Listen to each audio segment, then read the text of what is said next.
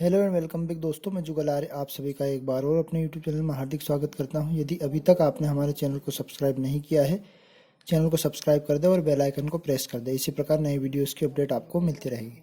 आज का वीडियो है, हम परावर्तन से संबंधित एक महत्वपूर्ण चैप्टर को कवर कर रहे हैं, जिसमें हम दर्पण से संबंधित कुछ महत्वपूर्ण प्रश्न कवर कर रहे हैं। इसके पुराने वीडियो की लिंक मैं इस डिस्क्रिप्शन में दे दूंगा, ताकि पुराने वीडियो आपको समझ में आए और चैप्टर के क्रमवाइज आप चलते जाएं। ये इस वीडियो का थर्ड पार्ट है। इस वीडियो में हम दर्पण के बारे में समझेंगे। तो दर्पण से आप क्या समझते हैं और इसके प्रकार बताइए, इनके उपयोग बताइए। तो दर्पण यानी कि मिरर, जिसको आप दैनिक जीवन में बहुत उपयोग करते हैं। अपने घर में कांच जो लगा होता है उसे दर्पण या मिरर बोलते हैं। दर्पण एक ऐसी युक्ति है जो अपने पर आपतित संपूर्ण किरण को परावर्तित कर देती है। मतलब यानी कि दर्पण कहने का मतलब, यदि कांच के ऊपर प्रकाश की किरण डाली जाए तो वहाँ प्रकाश की किरण उसको क्या कर देती है, रिफ्लेक्सिव, परावर्तित, मतलब उस किरण का अवशोषण नहीं करती है, ग्रहण नहीं करती है। ये अब यदि आपको परावर्तन समझना है तो इस चैप्टर का फर्स्ट पार्ट आप देख सकते हैं, जो कि मैं इस वीडियो की लिंक डिस्क्रिप्शन में उसमें दे दूंगा। दर्पण के प्रकार हम समझते हैं। दर्पण 3 प्रकार के होते हैं। नंबर 1 होता है आपका समतल दर्पण, नंबर 2 होता है आपका गोली दर्पण और नंबर 3 होता है आपका परवलयाकार दर्पण। तो समतल दर्पण पर हम देखते हैं। समतल दर्पण को इंग्लिश में प्लेन मिरर बोलते हैं और गोली दर्पण को स्पेरिकल मिरर बोलते हैं और इसको पैराबोलिक मिरर बोलते हैं। इस प्रकार से आप इसको देख सकते हैं। अब हम समतल दर्पण की डेफिनेशन समझेंगे और इसके डायग्राम को भी देखेंगे। समतल का नाम से स्पष्ट है, तो हम समझते हैं समतल दर्पण। समतल दर्पण, इस दर्पण का परावर्तक पृष्ठ समतल होता है, वहाँ दर्पण समतल दर्पण कहलाता है। परावर्तक पृष्ठ वहाँ कहलाता है जिस दर्पण पर यदि प्रकाश की किरण पड़ती है तो वहाँ से उसको परावर्तित कर देती है, उसे परावर्तक पृष्ठ कहते हैं। यानी कहने का मतलब ये है, ये इस प्रकार से हमने आपके सामने एक डायग्राम बनाया है। इस डायग्राम का ये जो पृष्ठ दिख रहा है आपको, चिकना वाला पृष्ठ, यहाँ पर यदि प्रकाश की किरण आई तो टकराकर ये परावर्तित इस प्रकार से हो जाएगी। तो यानी कि, और ये जो नीचे की तरफ है ये इसका पारदर्शी यानी कि अपारदर्शी पृष्ठ है, इस पर पेंट किया गया है, तब जाके ये परावर्तित हुई है। यानी कि ये किरण को शोषण नहीं कर सकती। तो हम कह सकते हैं कि वहाँ दर्पण जिसका परावर्तक पृष्ठ चिकना होता है या समतल होता है, वही पर इसका समतल दर्पण कहलाता है। ये डायग्राम बना दी। अब इसका उपयोग देखते हैं। तो दैनिक जीवन में सबसे ज़्यादा उपयोग हम इस समतल दर्पण का चेहरा देखने में करते हैं। यानी कि हमारे घर के जो कांच होते हैं उन कांच का नाम होता है समतल दर्पण, जिसमें हम हमारे प्रतिबिंब को सीधा देख सकते हैं। इस दर्पण का उपयोग सामान्यतः चेहरा देखने के लिए किया जाता है। नंबर 2, इसका उपयोग ड्रेसिंग टेबल में किया जाता है। यानी कि डॉक्टर लोग जब इसका उपयोग करते हैं तो ड्रेसिंग करने, जैसे पट्टी करते हैं, उस टेबल पर इसको लगाते हैं, वहाँ पर आपको मरीज को बैठाकर इसका उपयोग नीचे से कटे पिटे वस्तु को देखने के लिए किया जाता है। तीसरा वाला, प्रकाश किरणों का पथ मोड़ने के लिए इस दर्पण का उपयोग, जैसे प्रकाश की किरण को रिफ्लेक्सिव करना है, उसका पथ मोड़ना है, तो उसके रास्ते में इस दर्पण को लगा देते हैं ताकि वहाँ से टकराकर दूसरे मार्ग पर या दूसरे रास्ते पर वो चली जाए। अब हम देखते हैं गोली दर्पण। गोली दर्पण के बारे में समझते हैं। गोली दर्पण, इस दर्पण का परावर्तक पृष्ठ गोली होता है, मतलब इस प्रकार से गोलाकार होता है, गोला। इसका परावर्तक पृष्ठ गोली होता है, यानी उभरा हुआ या दबा हुआ। यानी इस प्रकार से यदि बना दें, इस प्रकार से, तो इस दर्पण का परावर्तक पृष्ठ इसको बोल देंगे उभरा हुआ होता है। और यदि इस प्रकार से बना दे, जो कि अंदर वाला भाग है, इसका परावर्तक पृष्ठ दबा हुआ होता है। ये कौन सा दर्पण कहलाता है? गोली दर्पण। वहाँ दर्पण जिसके परावर्तक पृष्ठ उभरे हुए या धसे हुए या दबे हुए होते हैं, वो गोली दर्पण कहलाते हैं। गोली दर्पण 2 प्रकार के होते हैं। इसके प्रकार को मैं अगले वाले क्वेश्चन में आपको कवर करवाने वाला हूं, क्योंकि यहाँ पर केवल मैं दर्पण के प्रकार आपको समझाता हूं और उनके डायग्राम समझाता हूं। ठीक है, तो हम देखते हैं।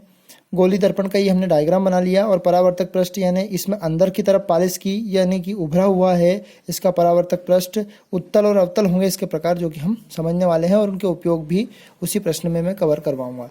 तो अगला वाला देखते हैं हम अब, परवलयाकार दर्पण।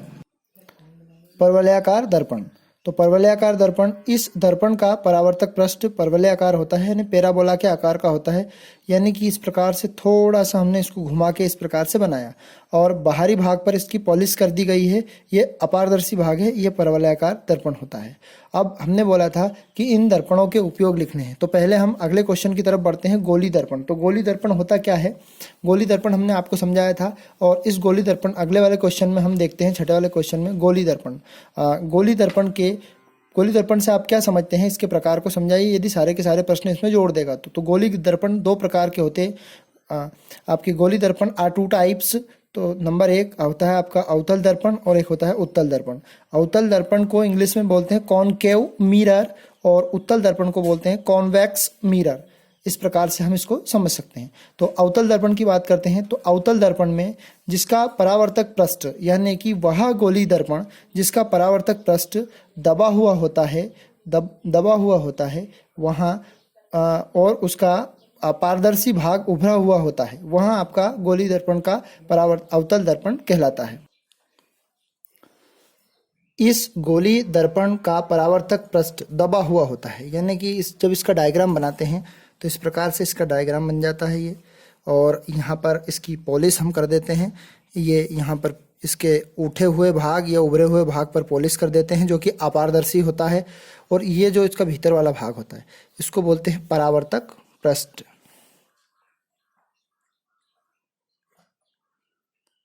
चित्र के नीचे आप लिख देना अवतल दर्पण। अब अवतल दर्पण के यूजेस जो हैं, अवतल दर्पण के उपयोग क्या क्या है, वो मैं आपको कवर करवाने वाला हूँ। तो अवतल दर्पण के उपयोग हैं आपके, नंबर एक, दाढ़ी बनाने में अवतल दर्पण का उपयोग किया जाता है। लेकिन अभी मैंने थोड़ी देर पहले आपको समझाया कि यहाँ पर जो आपका गोली दर्पण है कि इनके उपयोग दाढ़ी बनाने में अवतल दर्पण का उपयोग किया जाता है। अब अवतल दर्पण अभी आपको बताया हमने कि समतल दर्पण का उपयोग चेहरा देखने के लिए किया जाता है, लेकिन इस दर्पण के पास जो व्यक्ति दाढ़ी बनाता है उसके नज़दीक होता है, उसका प्रतिबिंब बड़ा बनता है, और प्रतिबिंब बड़ा बनता है तो वो दाढ़ी बनाने में उसको सुविधा होती है, इसलिए अवतल दर्पण का उपयोग दाढ़ी बनाने में किया जाता है। और दूसरा इसका उपयोग है डॉक्टरों के द्वारा आँख, कान, नाक और गले आदि में देखने के लिए अंदर की तरफ अवतल दर्पण का उपयोग किया जाता है। तीसरा वाला उपयोग है इसका सर्च लाइट, मोटर वाहनों के लिए हेडलाइट और दूरदर्शी सोलर कुकर आदि में परावर्तक के रूप में इसका उपयोग किया जाता है, यानी कि प्रकाश को ज़्यादा दूर स्थान तक पहुंचाने के लिए इसका उपयोग किया जाता है। हमने अवतल दर्पण की परिभाषा पढ़ी और अवतल दर्पण के उपयोग पढ़े। अब ये अवतल दर्पण के उपयोग आपके ऑब्जेक्टिवली प्रश्न में भी आ सकते हैं और आप इनको आराम से आसानी से लगा सकते हैं। वीडियो को आप रोक कर भी सारे के सारे प्रश्न आप लिख सकते हैं और पुराने वीडियो की लिंक मैं डिस्क्रिप्शन में दे दूंगा। तो अगले इसके पार्ट्स की तरफ बढ़ते हैं। तो अगला पार्ट से हमारा इसका उत्तल दर्पण। तो उत्तल दर्पण की तरफ बढ़ते हैं। तो उत्तल दर्पण, इस गोली दर्पण का परावर्तक पृष्ठ उभरा हुआ होता है। इस डायग्राम को हम बनाते हैं, तो इस डायग्राम को ध्यान से देखते हैं। इस प्रकार से डायग्राम का चित्र बनाया हमने, या फिर इसका चेंज भी कर सकते हैं। इसका परावर्तक पृष्ठ, यानी कि कभी आप जैसे इस प्रकार से बनाते हो इस दर्पण को, ये हमने बनाया। तो इसका जो उभरा हुआ भाग होता है इसके अंदर की तरफ इसमें पेंट होता है ऐसे, और इसका परावर्तक पृष्ठ यह कहलाता है। तो इसको हम लिख सकते हैं परावर्तक पृष्ठ। परावर्तक पृष्ठ वह भाग होता है जिस पर प्रकाश की किरण पड़ने पर वह उसको रिफ्लेक्सिव कर देती है, परावर्तित कर देती है, यानी कि अंदर का भाग अपारदर्शी होता है। अपारदर्शी का मतलब ये होता है वहाँ से आर पार आप नहीं देख सकते हैं। अब इसके यूजेस की तरफ बढ़ते हैं, क्योंकि समतल दर्पण के उपयोग और हमने अवतल दर्पण के उपयोग समझ लिए। तो उत्तल के उपयोग है आपके, उत्तल दर्पण के उपयोग नंबर एक, सड़क पर खंबे में लगे बल्बों में परावर्तक के रूप में, यानी कि जो स्ट्रीट लाइट लगी हुई होती है उनमें जो खंबे लगे हुए थे उनमें इस दर्पण का उपयोग किया जाता है। इस यानी कि उत्तल दर्पण का उपयोग किया जाता है। स्कूटर, कार, बस आदि वाहनों में ड्राइवर के दाईं ओर के, यानी कि जो हम बाइक चलाते हैं, बाइक में एक कांच होता है और कांच में हम पीछे वाली वस्तु जो आते हैं वाहन आते हैं उन वाहनों को देखने के लिए इस कांच का उपयोग करते हैं। अब इस कांच का उपयोग इसलिए करते हैं क्योंकि वहाँ से जो वस्तु होती है, हम जैसे हमने आए दिन मोबाइल से सेल्फियाँ लेते हैं, उन सेल्फियों में फ़ोटो खींचते हैं, तो वो उल्टा जैसे रहता है तो उल्टा दिखाई देता है, लेकिन इसमें जो उत्तल दर्पण होता है, स्कूटर, कार, बस आदि वाहनों में ड्राइवर के जो दाईं ओर हम इस दर्पण का लगाते हैं तो उत्तल दर्पण में उस वस्तु का जो प्रतिबिंब होता है सदैव हमें सीधा दिखाई देता है और वस्तु से छोटा बनता है। तब वस्तु से छोटा बनता है, जैसे कार है तो वो कार बहुत छोटी उस आईने में